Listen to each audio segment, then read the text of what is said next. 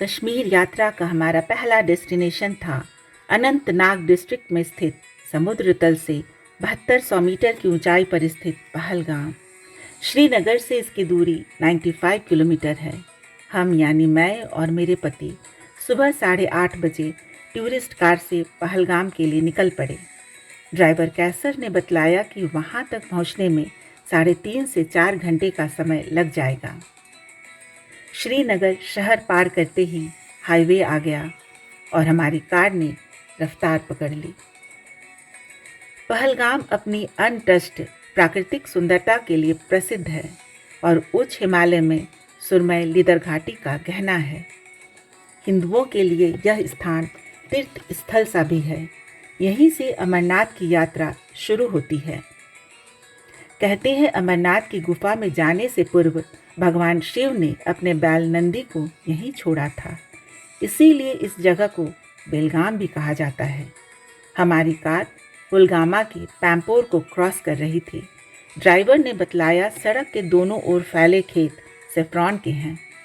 Season नहीं था, इसीलिए उस समय खेत खाली थे। खेतों वाला एरिया कम था, मगर यहीं दुनिया के सबसे बेहतरीन सेफ्रॉन यानी केसर उपजते हैं। आगे लोकल ग्रामीणों के शॉप्स थे, जहां उनके उगाए केसर, मामरा बादाम, अखरोट और इनसे बनाए गए प्रोडक्ट्स मिलते हैं। हमने भी कुछ शॉपिंग की, कहवा पिया और फिर बढ़ गए आगे। श्रीनगर से करीबन 45 किलोमीटर आने के बाद हाईवे के दोनों ओर लकड़ियों के छोटे छोटे टुकड़ों का अंबार दिखाई देता है। जी हाँ, ठीक समझा आपने। ये कश्मीर विलो ट्रीज की लकड़ियाँ हैं, जिनसे दुनिया का बेहतरीन क्रिकेट बैट यहाँ तैयार किया जाता है। विलो ट्रीज सिर्फ 2 जगह मिलते हैं, इंग्लैंड में और कश्मीर में। कश्मीर में भी अंग्रेज़ों ने ही लगवाया था। बैट के कई शॉप्स भी हैं यहाँ। पहलगाम के कुछ पहले आती है एप्पल वैली, जहाँ एप्पल गार्डन भरे पड़े हैं। अपने यहाँ जैसे आम अमरूद पेड़ पर लटकते दिखते हैं, वैसे ही यहाँ पेड़ों पर गुच्छों में सेब लटक रहे थे। मेरी तो बाँछें खिल गईं। अब दोस्तों, यहाँ तो तस्वीर बनती थी। हमने ठहर कर एप्पल के पेड़ के पास ढेरों तस्वीरें खिंचवाई, फ्रेश एप्पल जूस पिया, ताजे रसदार सेब खाए और कुछ सेब खरीदा भी।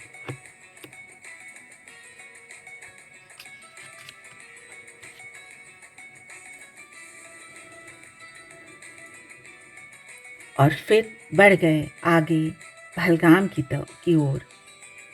4-4.5 घंटे के मज़ेदार सफ़र के बाद हम पहलगाम की हसीन वादियों में प्रवेश कर गए।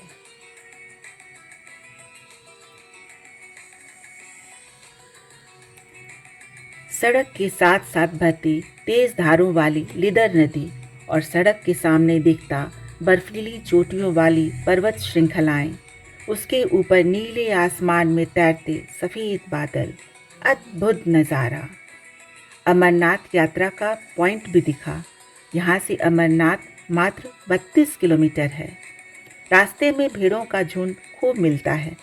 नीचे की घाटियों से गरेड़िए अपने भेड़ों को चराने इधर आते हैं। हमारे पास पहलगाम घूमने के लिए सिर्फ वही एक दिन था, इसलिए हम होटल न जाकर सीधे घोड़ों के अड्डे पर पहुंच गए।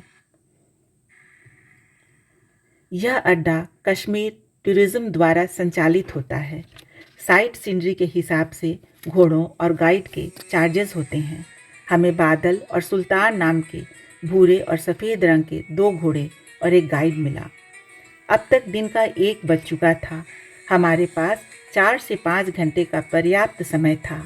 रात पहलगाम के ही होटल में ठहरना था, इसीलिए चिंता नहीं थी। पूरे जोश और उत्साह के साथ हम निकल पड़े भारत का स्विट्ज़रलैंड कहे जाने वाले पहलगाम की घाटियों की सैर पर।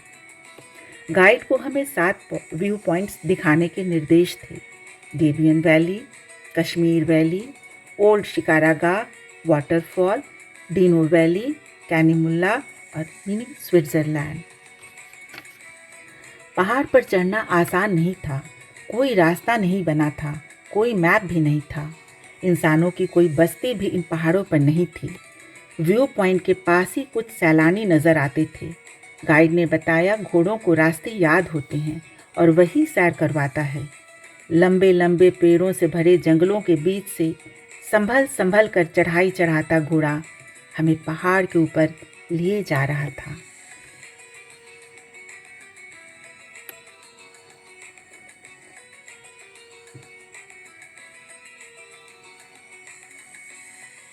कहीं गहरी खाई और खुला नीला स्वच्छ आसमान मिलता, तो कहीं हरे हरे घासों से भरी ऊंची नीची पहाड़ियाँ, कहीं जलप्रपात तो कहीं कलकल करती छोटी छोटी नदियाँ।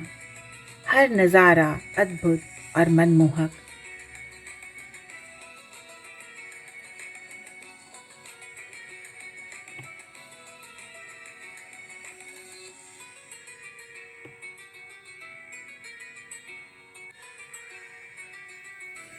एक जगह पहुंचकर तो हमारी सांसें थम गई। ऐसा लगा मानो हम धरती के सबसे ऊपरी सतह पर आ गए हों। हरी हरी घासों से भरी जमीन और ऊपर हर तरफ खुला नीला आसमान जिसमें चमकता हुआ सूरज। अद्भुत, अलौकिक, अविस्मरणीय दृश्य था वो। मन शुद्ध और पवित्र एहसास से भर उठा। यहाँ नंदी का वास है, शायद इसीलिए हरे हरे घासों का इतना सुंदर और विस्तृत मैदान है।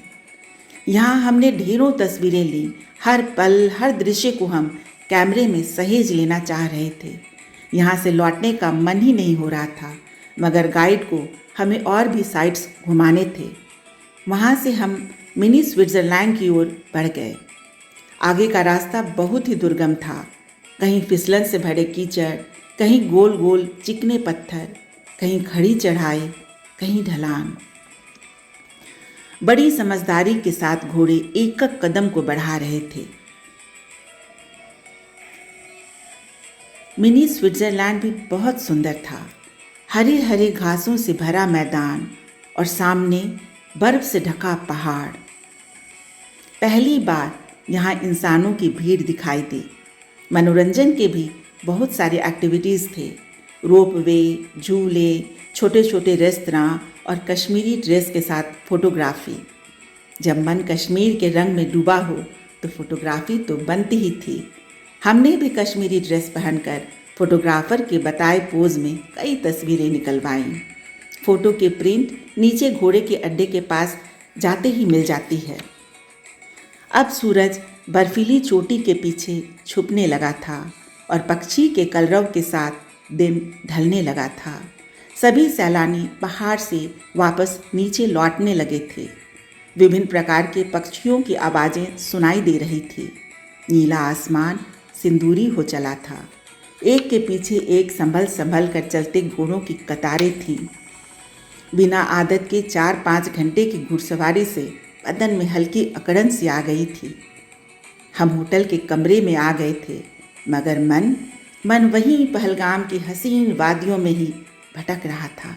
हर नज़ारा बंद पलकों के पीछे किसी चलचित्र की भांति घूम रहा था। कितनी खूबसूरत ये तस्वीर है, मौसम बेमिसाल बेनज़ीर है, ये कश्मीर है, ये कश्मीर